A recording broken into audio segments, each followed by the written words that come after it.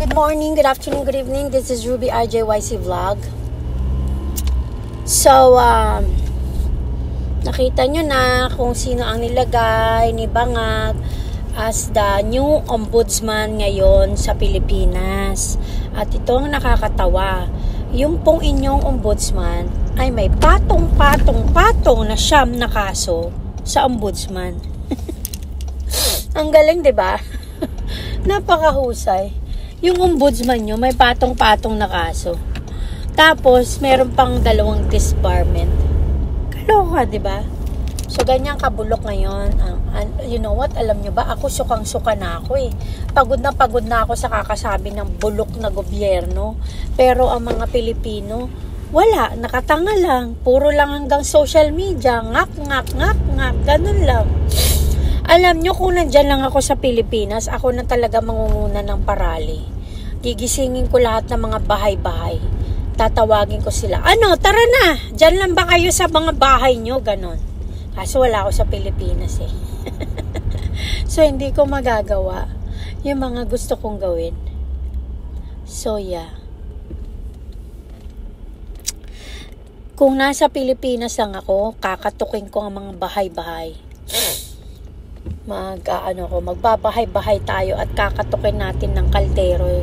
Sabihin natin, gising na, gising, tara na. Sipain na natin ang gobyernong Bangag. Ganon.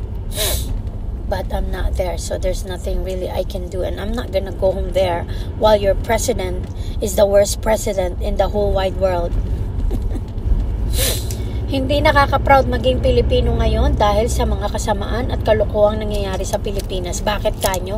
Tingnan nyo naman. Nilabas na nila yung mali-maletang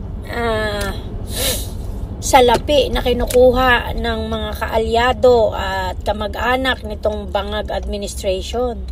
Pero hanggang ngayon, hindi pa rin freeze yung yung mga bank account nila. Pero ang freeze nila yung mga senador. At kung sino pa man na freeze nila, di ba? So may selective yung kanilang yung kanilang justice. Kapag kakampi nila, hindi mo na nila iimbestigahan. Pagkakampi nila, hindi mo na nila titignan kung totoong gumawa ng kalokohan. Kasi kakampi nga, di ba? Pero pagkakalaban, wala pa mang freeze agad ang account, 'di ba? Kapag kumakalaban, freeze agad ang account. Ganyang kabungol ang gobyernong Bangag ngayon.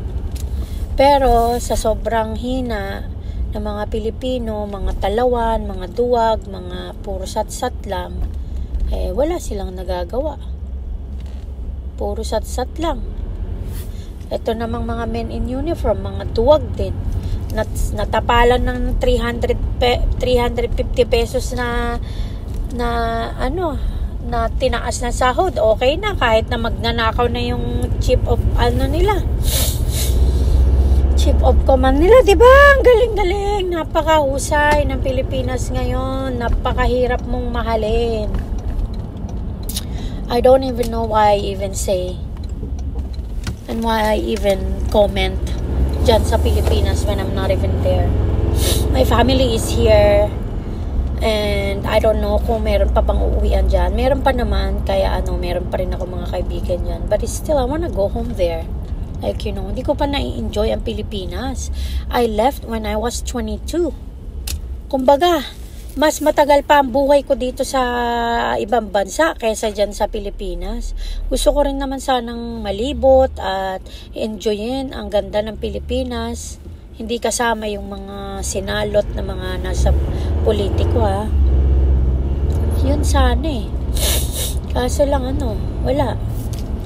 Wala talaga mangyayari kapag kaganyan.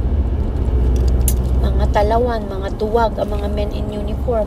FYI, men in uniform, yung 350 pesos na itinaas ng sahod nyo, para sa kaalaman nyo, 350 billion pataas ang dinekwat sa inyo ng gobyernong Bangag. FYI lang.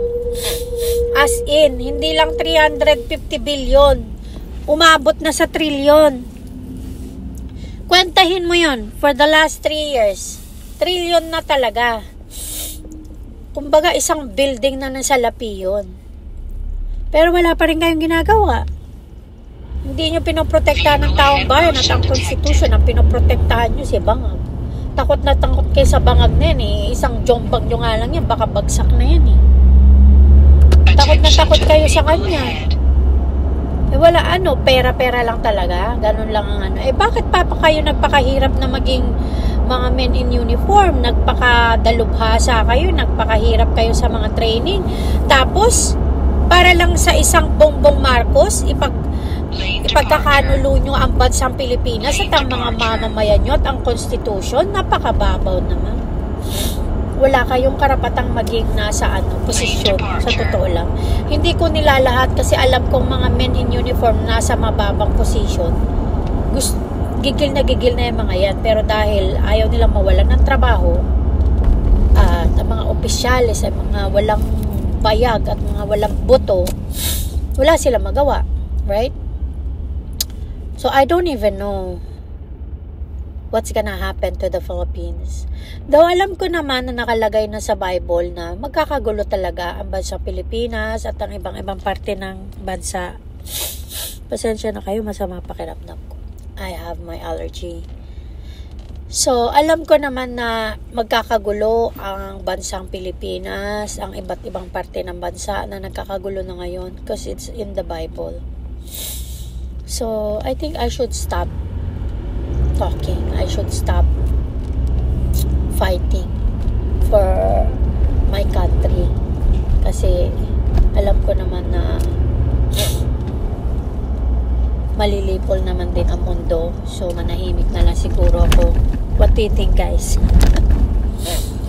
May mga pagkakataon na napapagod din ako Kahit nga wala akong followers na madami at wala rin akong subscribers na madami. Ilan lang ba? Kasi that's not my intention. My intention is to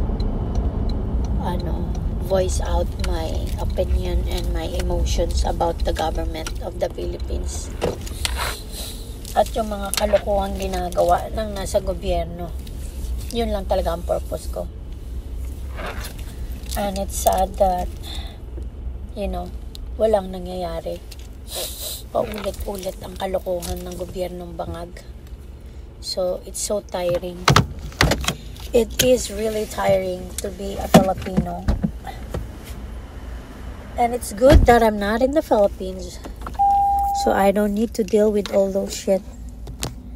Anyways, dito na ako sa kung saan lupalop man ako ng earth. Yun lang ang masasabi ko. Sana lang magising na ang mga men in uniform at ang mga mamamayang Pilipino na suportahan nilang bawat isa at paglaban naman nila ang bansang Pilipinas. Dahil sa ngayon, wala nang hustisya ngayon sa Pilipinas. Kung nung hindi pa ombudsman si Boying Remulla, wala nang hustisya sa Pilipinas. Kung dati na DOJ pa lang siya, wala nang naging tamang hustisya sa Pilipinas, mas lalo na ngayon. Kaya nila ginawa yan para hindi makasuhan si Bangag. Yan lang talaga ang purpose. Kaya nila ginawa yan para hindi makasuhan si Bangag. At ang kakasuhan nila yung mga pro-Dutertes. Yung mga Duterte na sumusuporta sa taong bayan, yan ang paparusahan nila at kakasuhan nila. Yan ang totoong mangyayari. So, abangan na lang natin. Ang tanong, kailan kayo lalaban, mga Pilipino? Kailan nyo ipaglalaban ang bansa nyo? At sa totoo lang, nakakapagod na rin magsalita. But, we're just gonna rest. Magpapahinga lang, ilang oras, tapos mamaya laban uli. Dahil habang nabubuhay tayo, walang ibang magtatanggol sa atin, kundi tayo lang din. So sana lumaban din kayong mga Pilipino. Kasi wala naman ibang magtatanggol sa inyo. Kayo na lang yan. No? Kasi tingnan nyo yung presidente nyo, walang kwenta, napaka-inutil, pinaka-worst na presidente sa kasaysayan ng lahat ng presidente sa buong mundo. Siya pinaka-worst, sa totoo lang. So yeah, kung hindi nyo tutulungan ng mga sarili nyo, magkakaroon ng warak na Pilipinas ang inyong mga anak at inyong mga apo. So, good luck na lang talaga Philippines. Okay? Bye-bye.